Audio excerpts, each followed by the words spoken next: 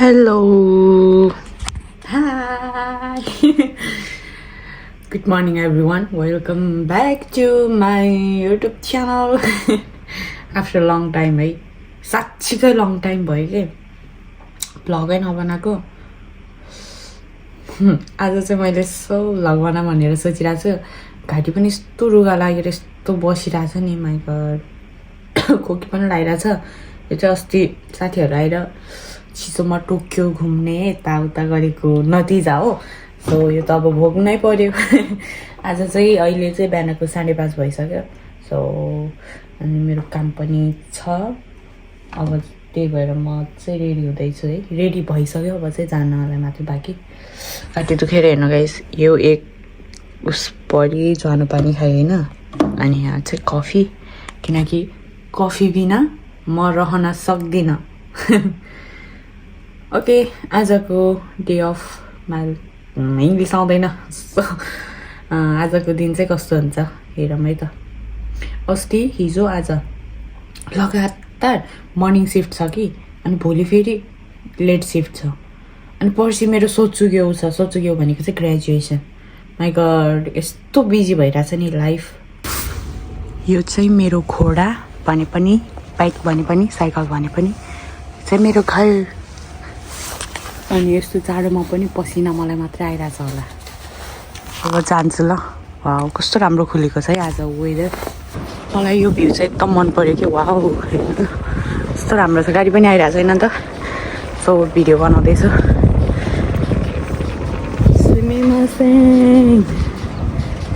Come to Japan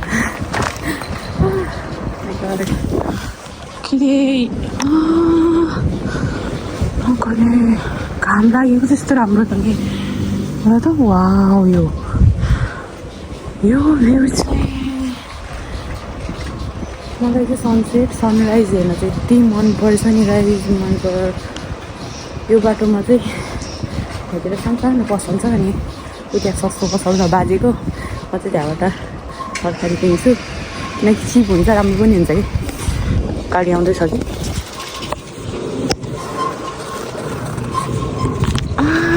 यो कता त्यहाँ कता नि यहाँ चाहिँ के छ यहाँ चाहिँ गाडी सिक्ने ठाउँ छ गाडीको क्लासहरू हुन्छ यहाँ अब म हेर यसो बुझिरहेको छु के हुन्छ है अहिले चाहिँ म वासरुममा छु अब चाहिँ म भित्र काममा बस्न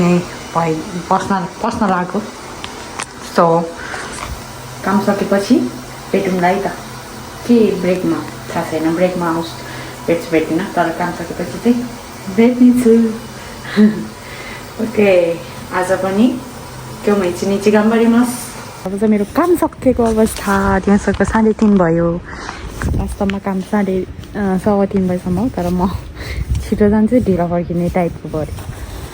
सो अब चाहिँ घर जान्छु ल घर गएर मेरो अन्तै जाने काम छ साथीकोमा सो हेर्दै गर्नु होला कस्तो राम्रो छ यो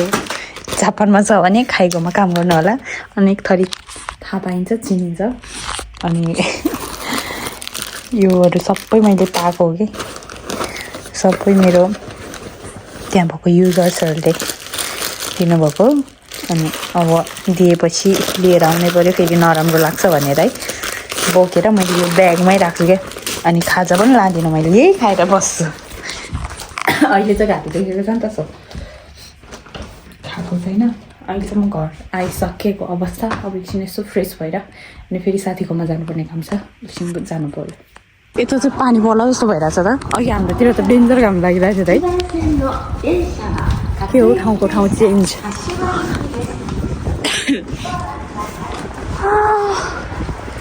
अहिले चाहिँ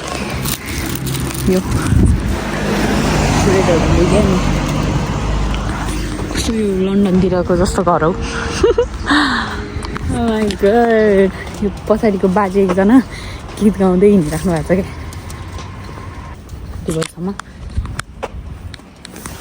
एउटै डिजाइनको घर छ त वाट इज दिस म्यान मलाई चाहिँ एकछिन हिँड्ने त्यस्तै हुन्छ सानो हुन्छ मोटाएर के गर्ने होला गाइजहरू जिम जाँदाखेरि अलिअलि घटेको अहिले फेरि जिम छोडेको भन्दा पनि जानै पाइनँ अब मैले रुम सरिहाल्यो उता थियो सो अनि बाजी गीत गाउँदा हेर्नु छ चटपटी बनाउँदैछ है म चाहिँ पाउनु पर्न आएको जस्तो भयो चटपटी बनाउने हो डेन्जर बनाउनु भयो यसरी पकाउनुपर्छ कि किलो चटपटको लागि चाहिँ यो चाहिँ मैले नि गर्ने भनेको मरिगए नभएको यो केही हुँदैन चिसो पानीमा पिठो हाल्ने थोरै अनि हल्का फुड कलर हाल्दैन अनि यसलाई चाहिँ यो पिठो हो नि त अनि यसलाई राम्रोसँग पकाउनुपर्छ नत्र पेट दुख्छ नि बाँकिन अन्त हो र तपाईँको त अनि इन्डक्सन पनि राम्रो चल्छ अब यतिकोमा चाहिँ अलिकति दिदी यो ससेज खाम ए तताइदिन्छु नि बसेर तताउनु पर्दैन चिसा खान्छ नै तताइदिन्छु किन एउटामा किन यो किन त्यत्रो चिकन नि छ भित्र खाऊ नरुखेको फ्राई चिकन के को लागि यो मैले बनाएर अनि यो वाला ससेज मनपर्छ कि मलाई मलाई यो वाला ससेज मनपर्छ मैले अनि अर्कोवाला मेरो साइडमा पाउँदै पाउँदैन कि यस्तो म त्यही भएर दिन जान्छु नि माथि गेमुमा है गेममा खासमा हेर्न गाइज आज चाहिँ म यहाँ मेरो ग्रेजुएसनको लागि साडी किनेको थियो त्यो चाहिँ मैले आफैले किनेको साडी ठुलो भयो एक मानको साडी एक मान भनेको चाहिँ 10,000 हो अनि लास्टमा मागेरै लाउनु पर्ने भयो क्या स्थिति अनि मेरो लागि साडी बनाउँदैछन् यहाँ यी दुईजनाले साडी निकाल्दाखेरिको हालत यस्तो भएको छ रुममा हेर्न सक्नुहुन्छ अनि एउटा कुरा आज म धनी भएको छु के कुराको धनी भएको छु सुन यस्तो भइरहेछ है मेरो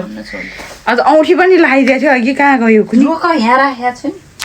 अब त भयो रविना हेर त हुन्छ होला दिदी अब एक स्टेप खोल्दै इन्गेजमेन्ट भइहाल्यो अर्कैलाई दिए यो त अलि छिर्दै रहेनछ नि छिर्छ कि त्यहाँ पो छिर्दैन झन् टङटणा बे भयो एक्सक्युज मी तर थाहा छ रविना यो खोले पनि केही फरक यसलाई फेरि यसरी भित्र सिधाएर यो टिटिक्क लाऊ है फेरि यसलाई यसै गरेर लाउली र फेरि अहिले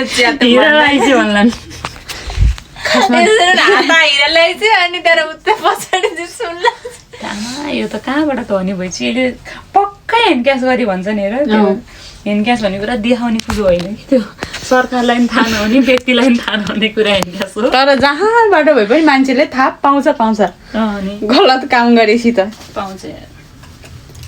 बरु मागेर लाइन्छ सुनले चाहिँ सुहाउने हो कि मान्छेलाई ढक्कन केटी जिन्दगीको बरु त यत्रो सुन बोकेर बस्ने मान्छे तिलरी नि अघि निकालेर कहाँ राख्यो तिलरी अघिको नि सुनै हो त्यो नि सुन नि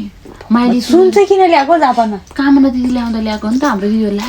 माइली तिलर त आज खोजौँ न सबैजना मिलेर खोजौँ किन भन न कस्तो हो माइली तिलरी भने तिलरी के तिलरी यत्रो बिचमा घप्प अनि रातो रातो हामी मम्मीहरूले दिन्छ हो त्यो मम्मीहरूले लाउने तिलरी कि माइली तिलरी भन्छ कि त्यसलाई दिदीको पर्सि तपाईँहरूको बेमा छड्के तिलरी नि दिन्छ दिन्छ हाम्रोमा त यसरी धेरै दिन्छ है बाहुनसँग बे गर्नु पर्यो के हो एउटा बाहुन खोजिदियो लाउने बाहुनसँग गर तर फेरि के हाल्ने बाहुनसँग गरेर लाउने मात्र होइन तिनीहरू गर्छ क्या अघि है यो बाहुन तर म त बाहुनसँग जान्न दिदी एउटा मात्रै छोरी अनि तिमी त मगरैसँग गुरुङसँग हो कहाँको मगरसँग जानु उफ लुगा त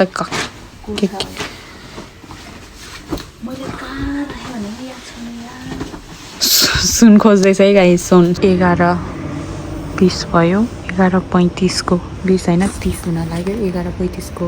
ट्रेन छ म चाहिँ यस्तो हालत भइसक्यो अनि म चाहिँ अहिले ट्रेन कुद्दैछु यहाँ चाहिँ मेरो सामान ओके बस भन्दै थियो तर भोलि पनि काम छ अनि फेरि बिहान उठेर जान झ्याउ लाग्छ कि मलाई त्यही भएर आफ्नै घर गएर सुत्छु भनेर अब यहाँबाट अर्को ट्रेन चेन्ज गरेर जानुपर्ने हुन्छ स्टे विथ मी है त डर चाहिँ लाग्दो रहेछ रातिमा यत्तिकै हल्का कस्तो हुँदो रहेछ त्यही नै ट्रेनभित्र गएपछि त मान्छे हुन्छ म चाहिँ घर आएर यसो फ्रेस भएर अब सुत्न लाग्यो घर पनि आइसकेँ अहिले रातिको कस्तो चिलाउँछ हौ एक दिन ननुहाउँदा रातिको कति सरी ल त्यो झन्डाहरू देखेछ के अरे अब सुत्न पर्यो है भोलि फेरि काम छ भोलि चाहिँ लेट सिफ्ट हो त्यही भएर ओके फेरि भोलि भेटौँला आजले मात्र मेरो कन्टेन्ट मेरो भिडियो पुरा हुँदैन सो भोलिको दिन पनि के कस्तो हुन्छ देखाउनेछु भोलि चाहिँ एकदम मेरो लागि चाहिँ एकदम स्पेसल दिन हो सो हेर्दै गर्नु होला है त